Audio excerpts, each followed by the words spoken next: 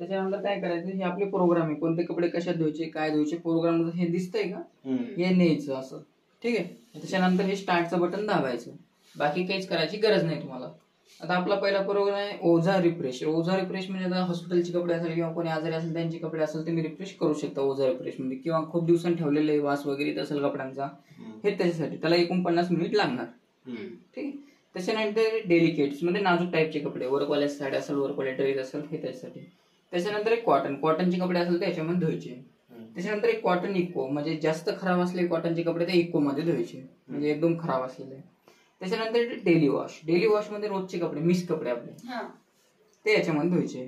त्याच्यानंतर उलन स्वेटर वगैरे असेल, विणलेला कपडा असेल त्याच्यामध्ये. त्याच्यानंतर अँटीवेअर, आता कोणी आजारी त्यांचे आणि हॉस्पिटलचे कपडे ते याच्यामध्ये अँटीवेअर मध्ये धुवायचे. त्याच्यानंतर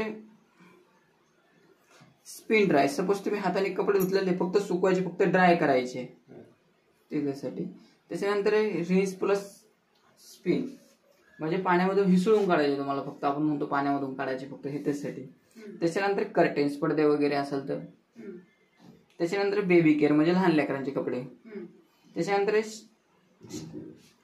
स्टेन वॉश म्हणजे डाग धब्बे असलेले कपडे याच्यामध्ये धुवायचे. त्याच्यानंतर रॅपिड 30 कमी खराब आणि कमी ड्रेस, 1 किंवा 2 ड्रेस हे कमी खराब आपले नॉर्मल ते याच्यामध्ये धुवायचे.